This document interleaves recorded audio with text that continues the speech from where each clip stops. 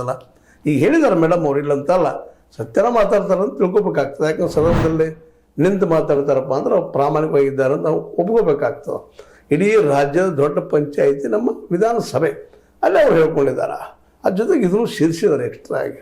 ನಾವು ಹೆಣ್ಮಕ್ಳೊಂದಿಗೆಲ್ಲ ಮಾತಾಡಬೇಡ್ರಪ್ಪ ಅಂತೇಳಿ ಜನಾರ್ದನ್ ರೆಡ್ಡಿ ಅವರಿಗೆ, ಕುಮಾರಸ್ವಾಮಿಗಳಿಗೆ, ಇನ್ನುಳಿದವರು ಸಹಿತ ಅವರು ಒಂದು ರೀತಿ ಭಾವನಾತ್ಮಕವಾಗಿ ಅವರ ಏನು ಆರೋಪ ಮಾಡಿದ್ದಾರೆ ಉತ್ತರ ಕೊಡೋ ಪ್ರಯತ್ನ ಮಾಡಿದ್ದಾರೆ.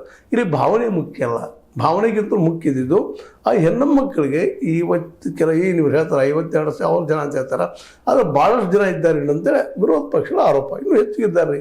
ಪ್ರತಿ ತಿಂಗಳು ಒಂದಿಷ್ಟು ಎಲ್ಲೆಲ್ಲೋ ಜನ ಕೇಳ್ತಾ ಇದ್ದಾರೆ, ಯಾಕೆ ನಮಗೆ ಬಂದಿಲ್ಲ ಅಂತೇಳಿ ಈ ನೆಲೆಯಲ್ಲಿ ಆರೋಪಗಳು ಬರ್ತಾ ಇದ್ದಾವೆ. ಹೀಗಾಗಿ ಸರ್ಕಾರಕ್ಕೆ ಏನಾದರೂ ಹೆವಿ ಆಗ್ತಾ ಇದೆಯಾ ಇದು ಅಂತೇಳಿ.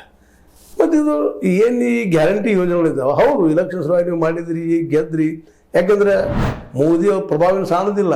ಮೋದಿಯವರು ತಮ್ಮ ಹಿಂದುತ್ವದ ನೆಲೆಗಟ್ಟಿನಲ್ಲ, ತಮ್ಮ ಅನೇಕ ಘೋಷಣೆಗಳ ಮೂಲಕ ಅವರು ಆರಿಸಿ ಬಂದಿದ್ದು ಇನ್ನು ಸುಳ್ಳನಲ್ಲ. ರೈತರಿಗೆ ಈಗ 4 ತಿಂಗಳು 2,000 ರೂಪಾಯಿ ಕೊಡೋದು ಸಹಿತ ಎಷ್ಟೋ ರೈತರು ಹೋಗಿ ಮುಡ್ತಾರೋ ಇಲ್ಲ ಅನ್ನೋದು ಅಲ್ಲೂ ಆರೋಪಗಳಿದ್ದಾವೆ. ಇದಕ್ಕೆಲ್ಲ ಏನು ಕಾರಣಗಳು ಅಂತ ಇವತ್ತು ಮೋದಿಯವ್ರ ಸಹಿತ ಅವರು ಇನ್ಕಿ ನೋಡ್ಕೋಬೇಕಾಗ್ಯದ, ನಮ್ಮ ಲಕ್ಷ್ಮೀಬಾಯಿ ಹೆಬ್ಬಾಳ್ಕರ್ ಅವರು ಸಹಿತ ಇನ್ಕಿ ನೋಡ್ಕೋಬೇಕಾಗ್ಯದ. ಯಾಕೆ ಕೊಡ್ತಾ ಇಲ್ಲ ಇವು ಮುಟ್ಟಬೇಕಾಗಿತ್ತಲ್ಲ ಅಂತೇಳಿ. ಮತ್ತು ಕ್ಲಿಯರಾಗಿ ಇಷ್ಟರೊಳಗನ 5,000 ಕೋಟಿ ರೂಪಾಯಿಗಳನ್ನು ಯಾರಿಗೆ 2 ತಿಂಗಳು ಮುಟ್ಟಿಲ್ಲ ಅವರೆಲ್ಲರಿಗೂ ಹಾಕಬೇಕಾಗಿದೆ. ಯಾಕಂದ್ರೆ 1,24,00,000 ಜನ ಅಂತೇಳಿ ಸ್ವತಃ ಲಕ್ಷ್ಮೀಬಾಯಿ ಹೆಬ್ಬಾಳ್ಕರ್ ಅವರು ಸಂದರ್ಭ ಒಪ್ಕೊಂಡಿದ್ರೆ ಇದನ್ನು ಕೊಡ್ತಾ ಇದ್ದೀವಿ ತಿಂಗಳ